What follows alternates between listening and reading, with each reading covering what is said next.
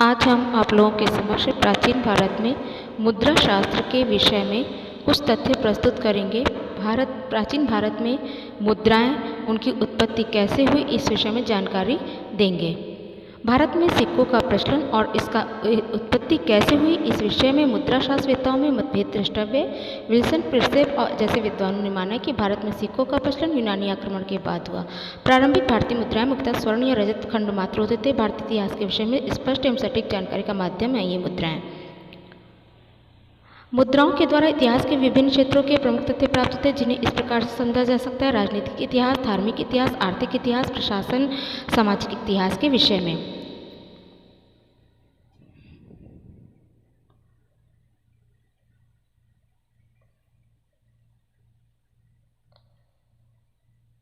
प्राचीन भारत में सिक्कों के प्रकार और उनके निर्माण की तकनीक। चिन्नी सिक्के, ये सिक्के निर्माण की प्रारंभिक विधि थी, जिसमें चांदी या तांबे या अन्य धातु को पीटकर फैलाते होंगे। पतली चादर के रूप में तैयार होने के बाद एक निश्चित वजन के अनुमान से चौकोर काटा जाता था। ये किसी संस्था द्वारा चिन्हित किए जाते थे।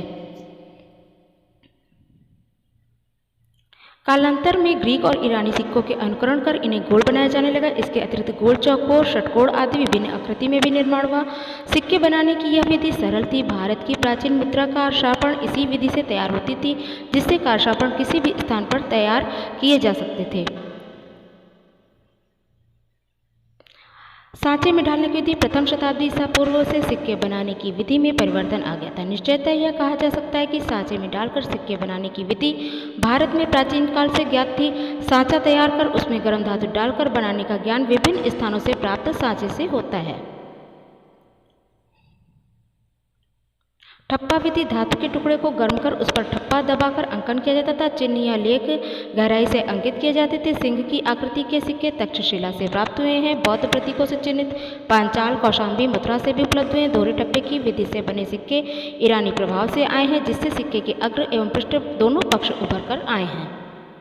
आहत मुद्राएं। भारत की प्राचीनतम मुद्रा आहत मुद्रा है, जिसे पंचमार सिक्का भी कहा जाता है। प्राचीन भारतीय साहित्य में भी इन्हें पुराण या धरण नाम से उल्लिखित किया गया है। बौद्ध साहित्य इसे कारशापण कहता है, जबकि अर्थशास्त्र में आहत मुद्रा को पण कहा गया है। इन मुद्राओं के आकार, प्रकार तथा प्रतीक चिन्हों में विभिन्नताएं दिखाई पड़ती हैं।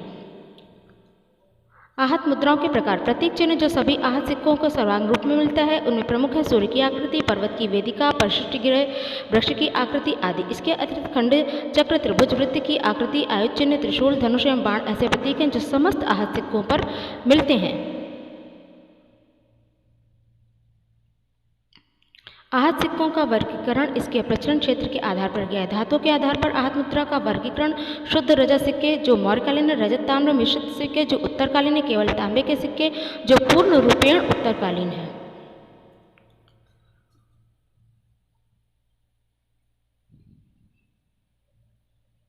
पर्वतों की आकृति वाले सिक्के मौर्यकालीन हैं तथा पर्वत पर अर्धचंद्र की आकृति या पर्वत पर मयूर की आकृति वाले सिक्के भी मौर्यकालीन हैं।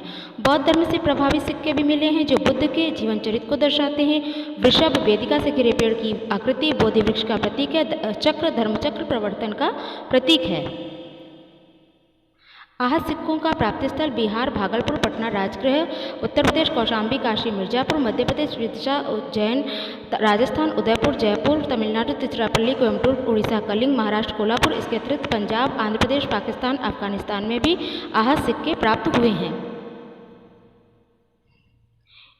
इसी के साथ ही सिक्कों का संबंधित ज्ञान भाग 1 समाप्त होता है। अगला जल्दी ही प्रस्तुत करेंगे आपके समक्ष।